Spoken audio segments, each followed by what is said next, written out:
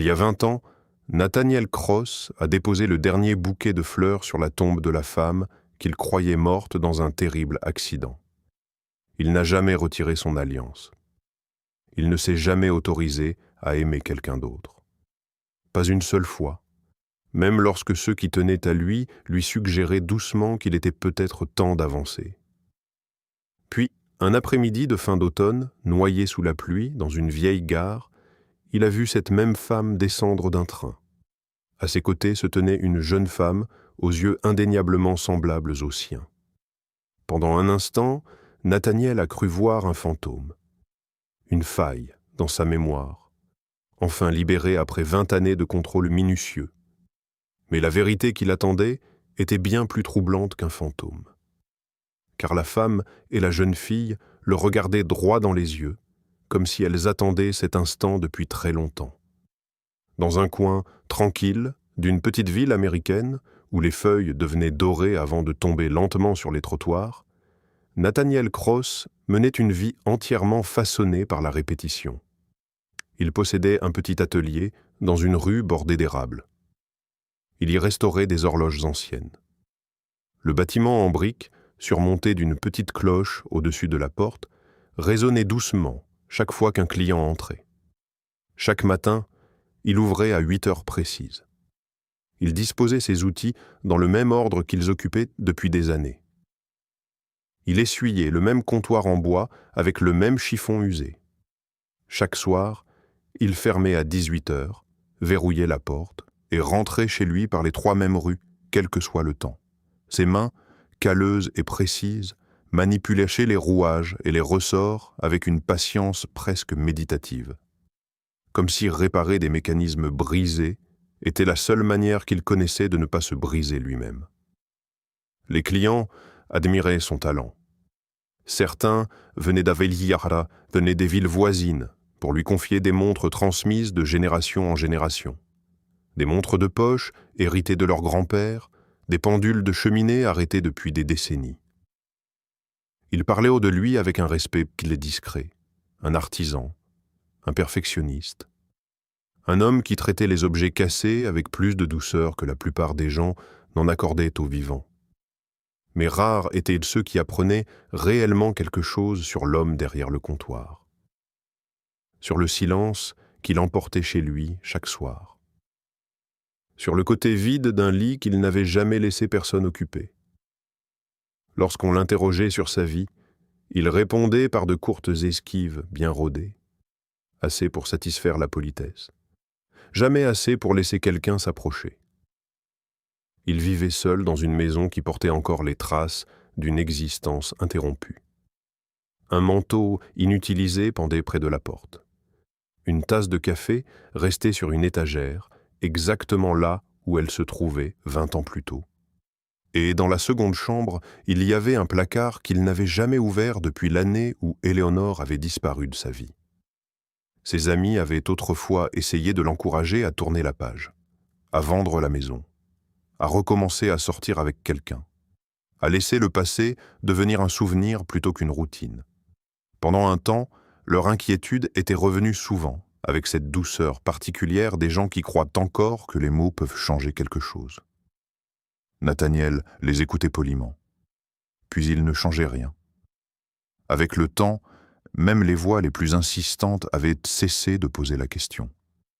Chaque mois, sans exception, il se rendait dans un cimetière à la lisière de la ville.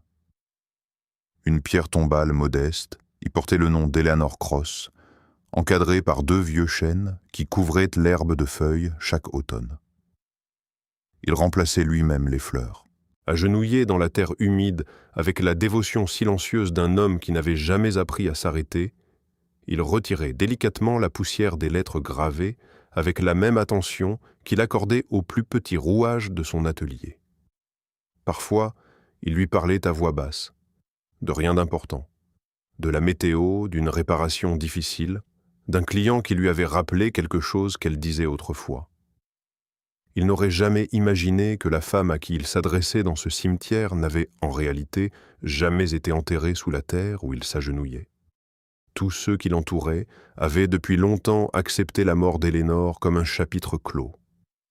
Une tragédie vieille de 20 ans. Un accident de train qui l'avait emporté sans prévenir. L'une de ces histoires que les petites villes absorbent en silence avant de cesser d'évoquer. Amelia Rowan, qui tenait une galerie d'art au centre-ville et connaissait Nathaniel depuis près de 15 ans, s'inquiétait souvent pour lui plus qu'elle ne le montrait. Les soirs où elle soupçonnait qu'il avait oublié de manger, elle déposait un repas sur son perron sans frapper, lorsqu'elle sentait qu'il avait davantage besoin de solitude que de compagnie. Elle savait aussi s'asseoir près de lui, sans parler, lorsque les mots semblaient inutiles. Elle comprenait instinctivement que le réconfort consistait parfois simplement à rester. Elle l'aimait d'une manière qu'elle n'avait jamais osé exprimer. Elle savait que son cœur appartenait à quelqu'un qui n'existait plus que sur des photographies. Et elle avait fini par faire la paix, ou quelque chose qui s'en approchait, avec l'idée d'aimer un homme incapable de l'aimer en retour de la même façon. Un après-midi ordinaire, alors qu'une lumière grise filtrait faiblement à travers les fenêtres de l'atelier, la cloche au-dessus de la porte tinta. Un inconnu entra. C'était un homme âgé, aux yeux perçants et au visage impénétrable. Il était habillé comme s'il sortait d'un tribunal plutôt que de la rue. Un manteau trop formel pour la météo, une posture trop calculée pour une simple visite. Il ne posa aucune question sur les horloges. Il ne regarda même pas les étagères remplies de montres de poche et de pendules en cours de réparation. Il se contenta d'observer Nathaniel pendant un long moment, comme s'il mesurait quelque chose d'invisible entre eux, quelque chose que lui seul pouvait percevoir. Puis, avant de repartir, il prononça une seule phrase. Certaines personnes que l'on croit mortes ne le sont pas vraiment. La porte se referma avant que Nathaniel puisse lui demander ce qu'il voulait dire. La cloche tinta une nouvelle fois dans le silence soudain de l'atelier. Et ces mots s'y déposèrent comme une poussière qui refusait de retomber. Pendant plusieurs jours, Nathaniel essaya de les chasser de son esprit. Il se répétait que ce n'était que le délire d'un vieil homme étrange. Chaque soir, pendant une semaine, il se disait que cela ne signifiait rien. Mais chaque nuit, la phrase revenait. Calme, persistante, impossible à oublier.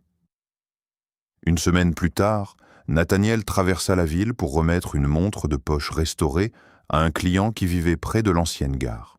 C'était un endroit qu'il évitait d'ordinaire. Le dernier lieu où il avait parlé à Eleanor avant l'accident censé l'avoir emporté. Le quai était bondé cet après-midi-là. Les voyageurs circulaient dans tous les sens sous un fin rideau de pluie.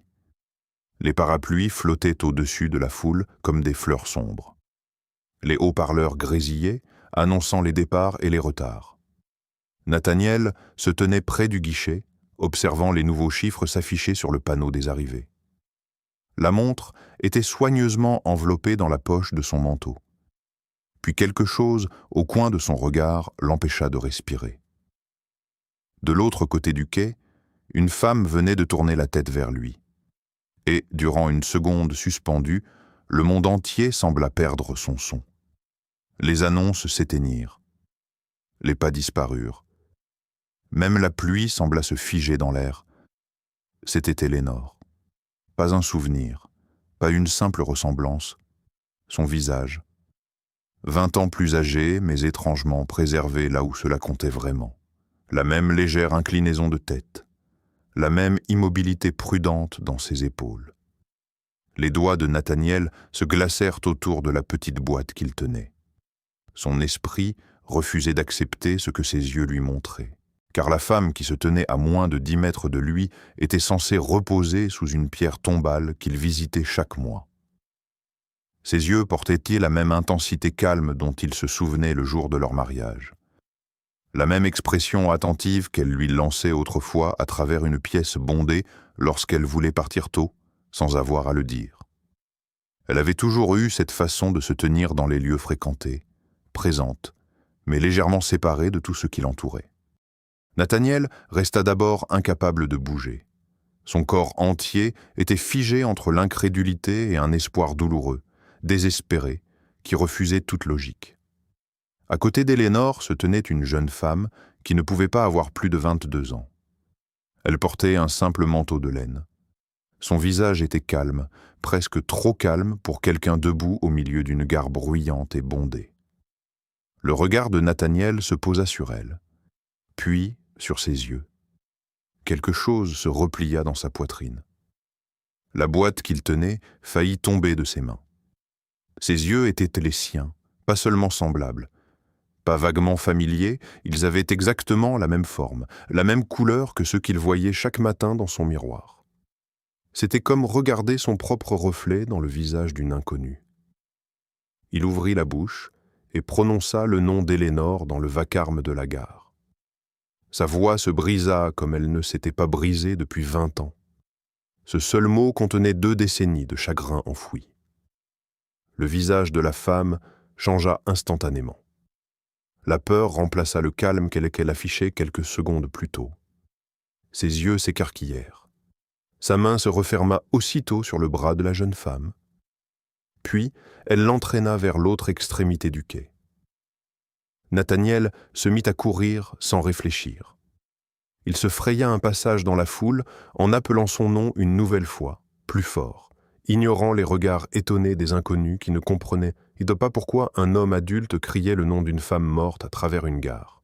Il atteignit le bout du quai en quelques secondes. Son cœur cognait contre ses côtes. Sa respiration était devenue irrégulière. La pluie trempait ses épaules. Mais lorsqu'il tourna au coin où les 2 femmes avaient disparu, il ne trouva qu'un couloir vide et l'écho lointain de pas sur le béton humide. Elles avaient disparu. Il resta là longtemps. Une fine pluie entrait par une grille ouverte au-dessus de lui. Son reflet, pâle et brisé, apparaissait sur l'écran métallique d'un panneau d'affichage. Il se regarda, sans vraiment se reconnaître. Il avait l'air plus vieux, plus hanté qu'il ne l'avait jamais été. Il se répéta que c'était impossible, que le chagrin pouvait inventer des visages sur ceux d'étrangers, que 20 ans de deuil inachevé pouvaient faire voir à un homme ce qui n'existait pas, que son esprit avait fabriqué cette ressemblance à partir de son manque. Mais il avait vu ses yeux. Et il avait vu ses propres yeux dans le visage d'une inconnue. Aucune explication rationnelle ne réussit à apaiser la tempête que ces 2 faits avaient déclenchée en lui. Une tempête qui le suivit jusqu'à chez lui et qui refusa de se calmer une seule heure cette nuit-là. Les jours suivants, Nathaniel ne parvint plus à retrouver son rythme habituel. L'ordre méticuleux de l'atelier lui semblait soudain dérisoire face à ce qu'il avait vu. Il commença à chercher discrètement dans les archives publiques toute trace d'Élénore Cross. Une erreur administrative. Une parente inconnue. N'importe quoi qui puisse expliquer ce visage qui n'aurait jamais dû exister. Mais il ne trouva rien. Aucun dossier récent, aucun renouvellement de passeport, aucun dossier médical, aucune activité professionnelle après l'année de sa mort supposée. Pas la moindre trace qui se poursuivait au-delà de ce dernier moment officiellement enregistré. Comme si Élénore avait cessé d'exister à cet instant précis. Comme si sa vie légale s'était arrêtée à 22 ans, l'année de l'accident, sans jamais reprendre dans aucun système auquel il avait accès. Il se rendit alors au tribunal où son certificat de décès avait été enregistré 20 ans plus tôt. Il espérait trouver un détail oublié, une note administrative passée inaperçue, quelque chose qui pourrait expliquer l'apparition impossible de la gare.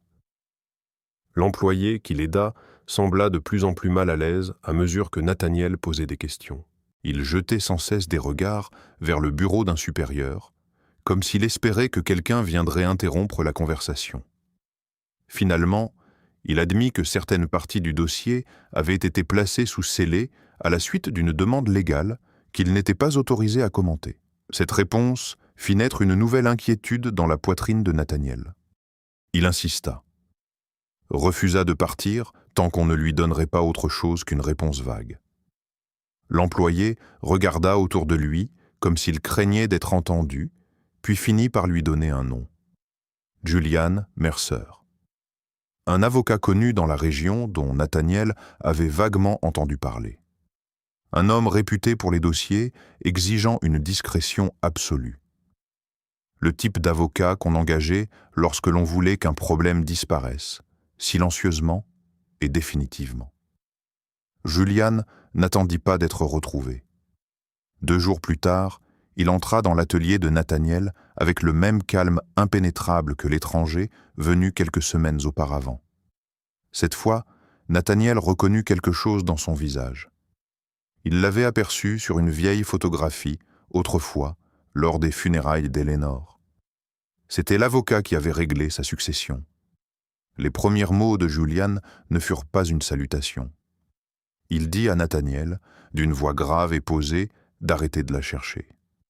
Nathaniel lui demanda pourquoi. Sa patience était à bout après des semaines de confusion.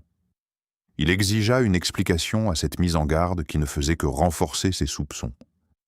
Julian ne donna aucune explication, seulement une phrase prudente, prononcée avec le professionnalisme d'un homme habitué à protéger des secrets qui ne lui appartenaient pas.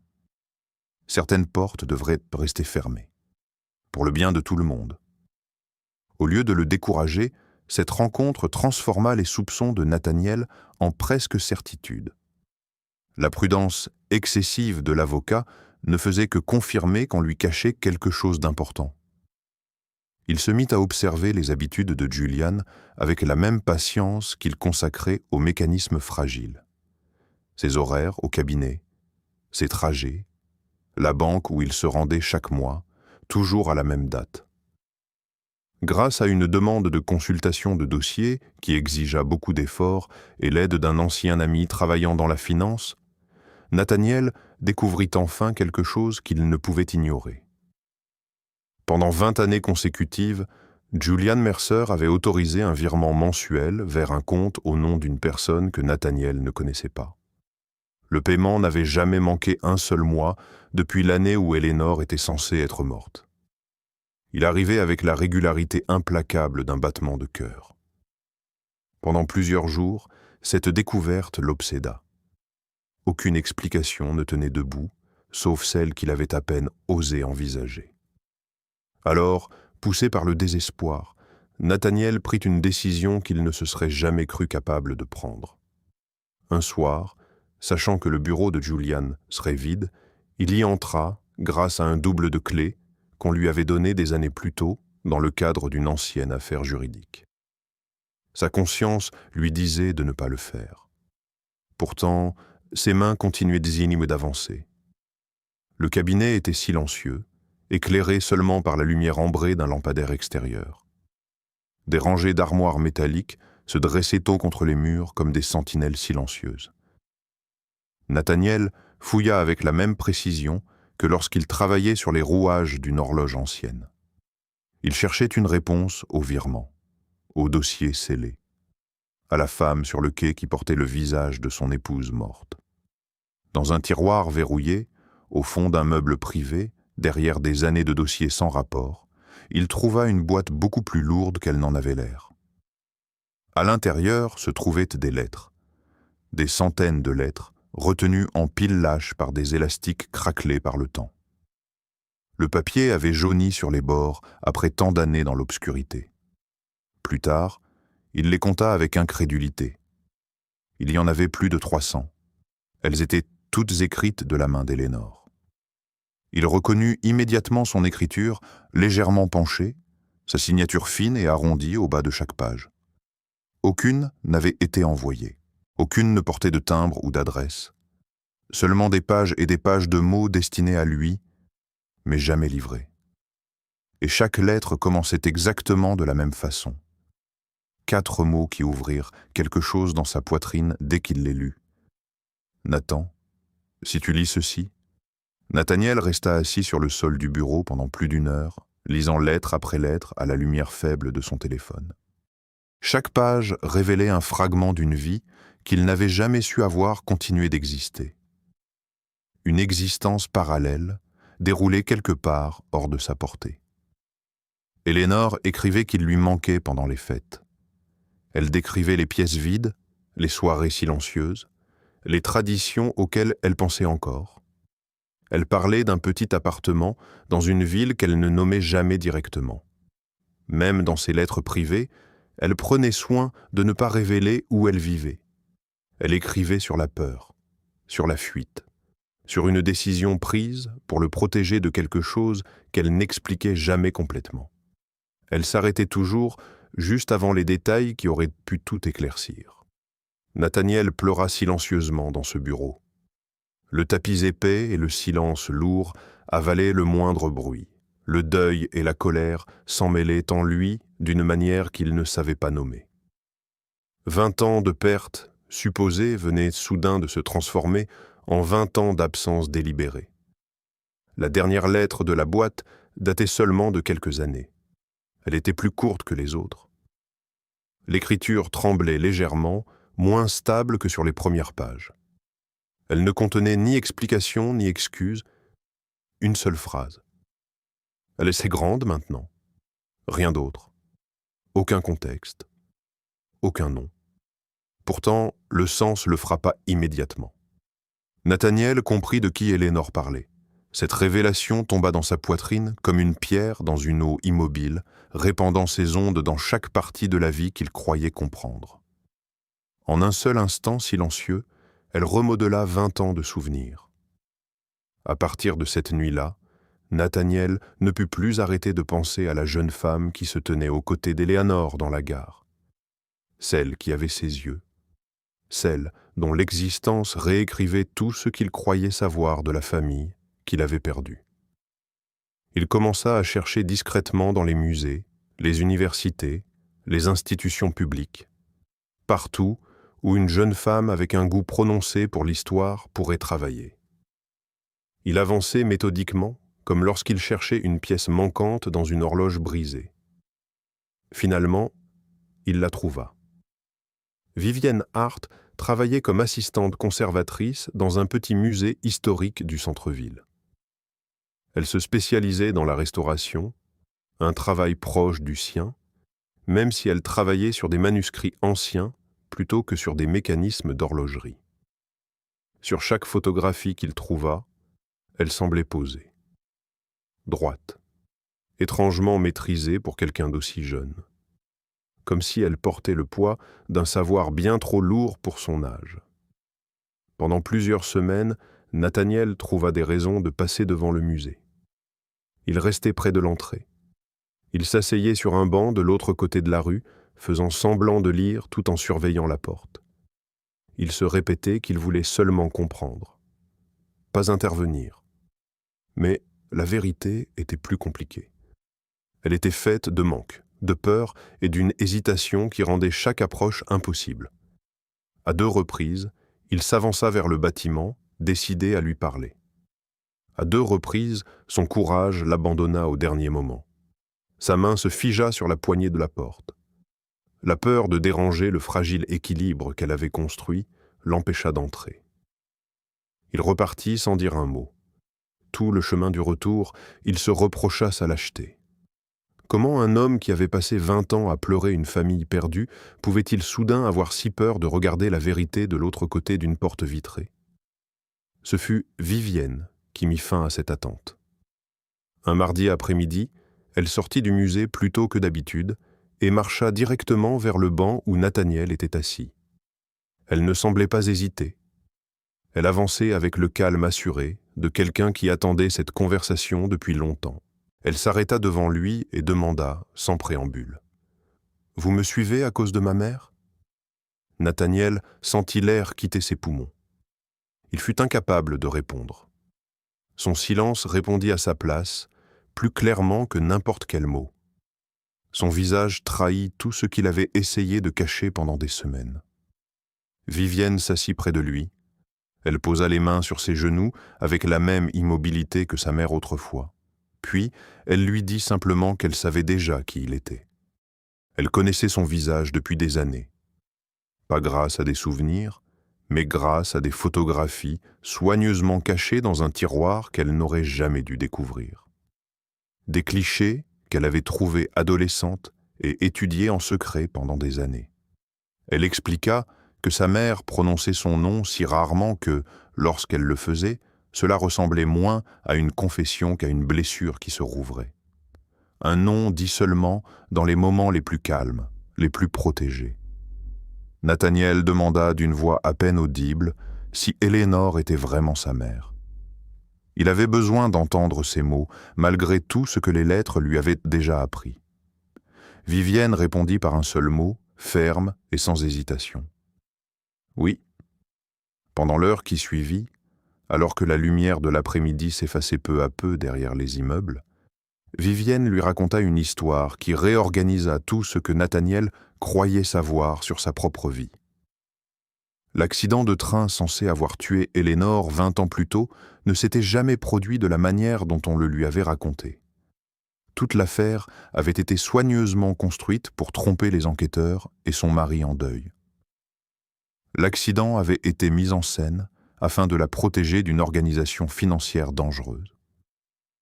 Cette organisation avait découvert qu'Éléonore détenait des preuves de crimes graves. Des preuves qu'elle avait trouvées presque par hasard dans son travail, avant son mariage avec Nathaniel. Revenir auprès de lui aurait mis sa vie en danger. Toute personne liée à Éléonore serait devenue toujours une cible dès que l'on aurait appris qu'elle était encore en vie. Et c'était un risque qu'Éléonore avait refusé de lui faire courir. Julian Mercer avait organisé toute sa disparition. Grâce à ses relations juridiques, il avait fait fabriquer le certificat de décès, placé les dossiers sous scellé et créé une nouvelle identité pour Éléonore dans une ville éloignée de tout ce qu'elle avait connu. Elle avait traversé discrètement plusieurs États sous un nom qui effaçait toute trace de sa vie d'avant. Vivienne était née quelques mois seulement après la disparition d'Éléonore.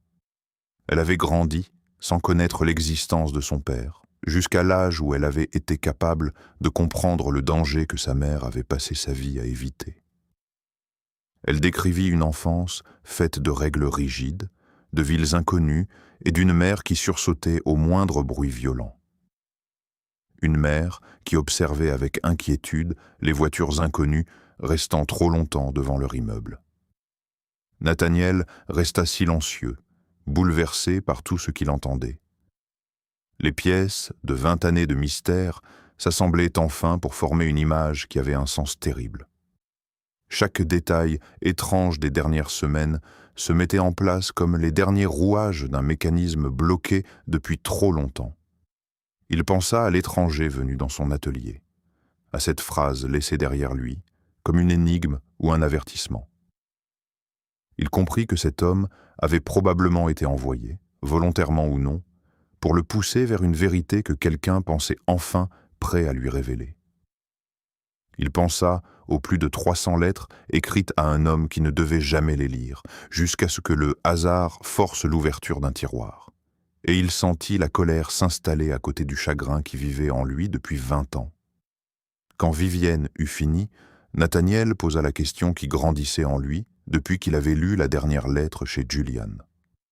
Si le danger avait fini par disparaître, si l'organisation avait été démantelée ou dispersée, pourquoi Éléonore n'était-elle jamais revenue? Pourquoi 20 années supplémentaires s'étaient-elles écoulées dans le silence? Vivienne ne répondit pas tout de suite. Elle regarda la rue devant eux. Sa mâchoire se crispa légèrement. Pour la première fois depuis le début de leur conversation, son calme se fissura. Une émotion plus lourde, plus complexe, passa sur son visage. Elle avoua qu'elle avait posé la même question à sa mère plus d'une fois au fil des années, et qu'elle n'avait toujours reçu que le même silence évasif. Un silence devenu son propre mur entre elles.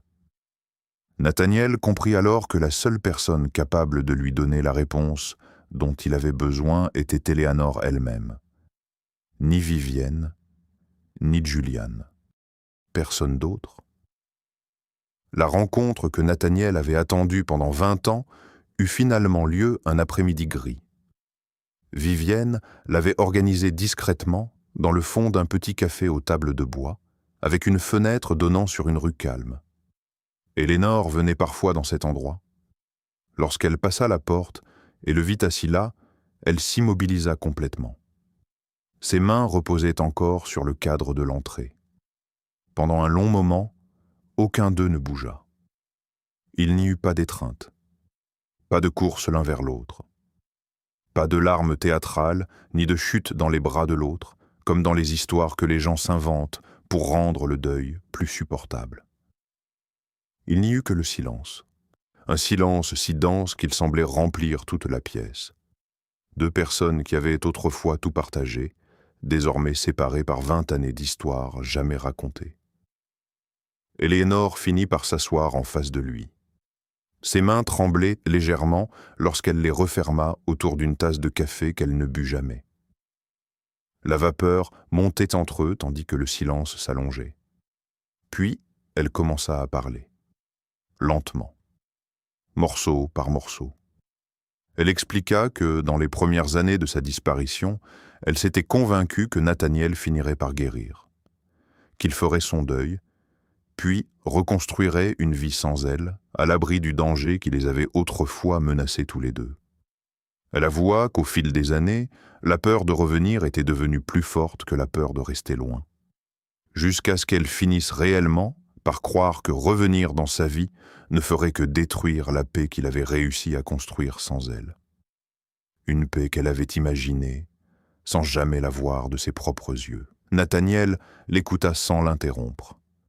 Son visage ne trahissait rien. Mais des années de douleur contenue pressaient sous la surface de son calme. Ses mains étaient serrées l'une contre l'autre sur la table. Quand elle eut fini, il ne haussa pas la voix. Il ne réclama pas d'excuses, même si tout en lui brûlait de dire ce que 20 ans avaient accumulé. Il la regarda, le visage qui avait hanté chaque moment silencieux de sa vie adulte. Puis il lui dit qu'il n'avait jamais guéri, qu'il avait passé 20 ans à visiter une tombe ne contenant qu'une boîte vide, que chaque année de paix qu'elle croyait lui avoir offerte avait été pour lui une année de vie suspendue, une attente sans nom, une attente dont il n'avait jamais compris l'objet. Lentement, sans dire un mot, Nathaniel retira l'alliance qu'il avait portée chaque jour depuis celui où il avait cru l'avoir perdue. Le métal était chaud après 2 décennies contre sa peau. Il la posa délicatement sur la table entre eux. Le petit anneau accrocha la faible lumière du café. Pendant 20 ans, il avait symbolisé la fidélité. À présent, il portait quelque chose de plus compliqué. Du chagrin, de la colère, de l'incompréhension, et un amour qui refusait de s'éteindre malgré tout. Eleanor fixa l'alliance sans la toucher. Les larmes commencèrent enfin à couler sur ses joues. Mais ni elle, ni Nathaniel ne prononcèrent un autre mot. Il se leva de table et quitta seul le café sous le ciel gris, la laissant assise devant l'alliance intacte. Les jours qui suivirent, Nathaniel abandonna complètement ses habitudes. Il ferma l'atelier sans explication et parcourut la ville où ils avaient vécu leurs jeunes années de mariage, reprenant des chemins qu'ils n'avaient pas empruntés depuis 2 décennies. Il se rendit au petit café de leur premier rendez-vous. Il avait été transformé en librairie et ne servait plus de café. Nathaniel resta longtemps devant la vitrine avant d'entrer pour acheter un livre qu'il ne lirait jamais. Il traversa ensuite le vieux pont de pierre où il l'avait demandé en mariage un soir d'automne. L'eau coulait toujours sous le pont comme 20 ans auparavant, indifférente à tout ce qui s'était produit depuis. Elle emportait les feuilles vers l'aval comme elle l'avait toujours fait. Il retourna à la gare où il l'avait revue pour la première fois.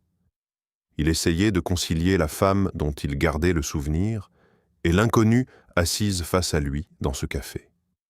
Mais les 2 versions d'Eleanor refusaient de se rejoindre. Pendant que Nathaniel errait parmi les fragments de leur passé commun, Eleanor prit une décision qu'elle avait déjà prise autrefois dans des circonstances similaires. Elle se persuada que sa présence dans sa vie n'avait fait que rouvrir des blessures qu'il aurait mieux valu laisser fermer. Elle se convainquit que disparaître une seconde fois pourrait lui éviter une souffrance supplémentaire. Alors elle commença discrètement à organiser son départ du pays. Elle contacta d'anciennes connaissances et prépara des documents avec la même précision que Julian lui avait autrefois enseigné. Vivienne découvrit le projet presque par hasard. Elle trouva une valise, préparée, et des documents de voyage cachés sous le lit de sa mère. Cette découverte provoqua entre elles une dispute comme elle n'en avait jamais eu. Vivienne lui dit que fuir ne protégeait plus personne, que cela n'avait jamais protégé que sa mère, en lui évitant d'affronter ce qu'elle avait fait. Sa voix monta pour la première fois depuis des années de conversations prudentes et retenues.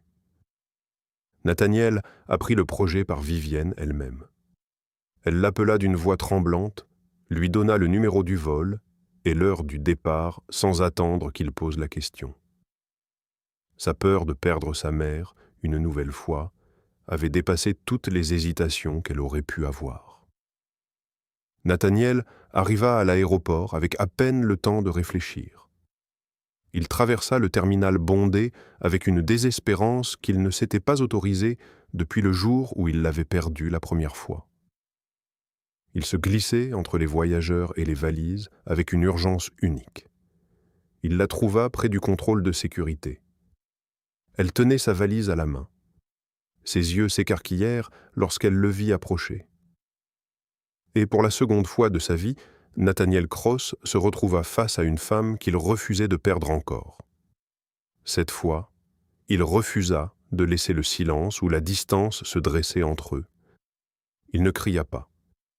Il ne la supplia pas, même si chaque partie de lui en avait envie. Il lui posa simplement une question calme, directe, qui traversait tout ce qu'il n'avait jamais osé se dire pendant 20 ans. « Est-ce que tu m'aimes encore ?» Le calme d'Éléanore se brisa complètement. Les larmes qu'elle retenait depuis des années coulèrent enfin sans retenue. Ses mains tremblaient lorsqu'elle posa sa valise sur le sol du terminal. Pour la première fois, depuis la gare sous la pluie, elle tendit les bras vers lui. Elle le serra contre elle. Et aucun des deux ne lâcha prise pendant longtemps. Les voyageurs continuaient à avancer autour d'eux, indifférents à cette réunion silencieuse au milieu du terminal bondé. Julian Mercer arriva à l'aéroport peu après. Vivienne l'avait également appelé. Son visage portait l'épuisement particulier d'un homme qui posait enfin le fardeau qu'il avait porté pendant 2 décennies. Après qu'Eleanor eut choisi de rester, il révéla toute la vérité qu'il avait gardée pour lui pendant 20 ans. Il se tenait à quelques pas, comme s'il voulait laisser à cette famille réunie l'espace qu'elle avait enfin gagné. L'organisation qui avait autrefois menacé la vie d'Eleanor avait été démantelée des années plus tôt à la suite d'une enquête fédérale. Ses dirigeants avaient été arrêtés. Ses opérations avaient été définitivement dissoutes. Le danger qui avait façonné toute la vie d'Eleanor pendant 20 ans avait cessé d'exister depuis longtemps. Mais personne ne le lui avait dit assez clairement pour qu'elle puisse le croire. Julian admit qu'il n'y avait plus eu de danger réel depuis des années. Il ne restait que la peur. Une peur devenue une habitude, une peur qu'il regrettait désormais d'avoir entretenue bien après qu'elle eût cessé de servir à quoi que ce soit. Sa voix était lourde d'excuses silencieusement répétées pendant bien plus longtemps qu'il ne voulait l'admettre. Il expliqua qu'à un moment, protéger Eleanor était devenu indissociable du fait de la garder cachée. Il n'avait pas su reconnaître la différence avant qu'il ne soit presque trop tard. Debout au milieu du terminal, entouré d'inconnus allant dans toutes les directions, Nathaniel se tourna vers Vivienne. Elle avait suivi sa mère jusqu'à l'aéroport sans hésiter. Ses yeux étaient rougis par les larmes, qu'elle n'avait même pas essayé de dissimuler. Nathaniel la regarda attentivement. Ses yeux reflétaient les siens avec une précision troublante. Et pour la première fois de toute sa vie, il lui adressa un mot qu'elle n'avait jamais entendu prononcer pour elle. « Ma fille ». Il le dit doucement, presque comme s'il testait ce mot, comme s'il voulait vérifier qu'il pouvait tenir dans le monde réel. Il observa son visage, cherchant le moindre signe que cela était trop lourd, trop tôt, trop étrange. Après 22 années d'absence, quelque chose se relâcha dans l'expression de Vivienne. Un soulagement qu'elle n'avait pas compris attendre depuis si longtemps. Toute une vie de désirs silencieux venait d'être reconnue en quelques mots simples, prononcés au milieu d'un aéroport plein de monde. L'atelier rouvrit peu après. Un matin froid, la cloche au-dessus de la porte sonna de nouveau. Mais cette fois, Nathaniel ne travaillait plus seul. Eleanor était assise à côté de lui, derrière le long comptoir de bois. Elle apprenait le fonctionnement délicat de la restauration d'horloges avec la même patience qu'elle avait autrefois mise dans chacune des lettres qu'elle n'avait jamais envoyées. Ses doigts se familiarisaient peu à peu avec des outils qu'elle n'avait jamais touchés. Les clients qui se souvenaient des habitudes solitaires de Nathaniel remarquèrent immédiatement le changement. La plupart étaient trop polis pour poser des questions.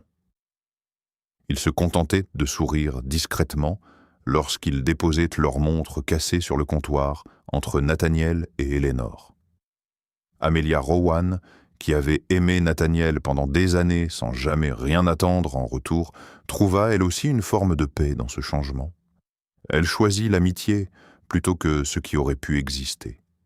Elle continua à venir à l'atelier simplement parce qu'elle appréciait les personnes qui s'y trouvaient, désormais. Vivienne s'installa dans un appartement à quelques rues de là, assez près pour venir les voir le week-end, assez près pour que la distance, autrefois au centre de toutes leurs relations, ne signifie plus rien. Elle continua à travailler au musée, mais elle passa bientôt à l'atelier presque tous les soirs après la fermeture. Elle s'asseyait sur le vieux tabouret près de la fenêtre pendant que ses parents travaillaient. Parfois, elle les aidait.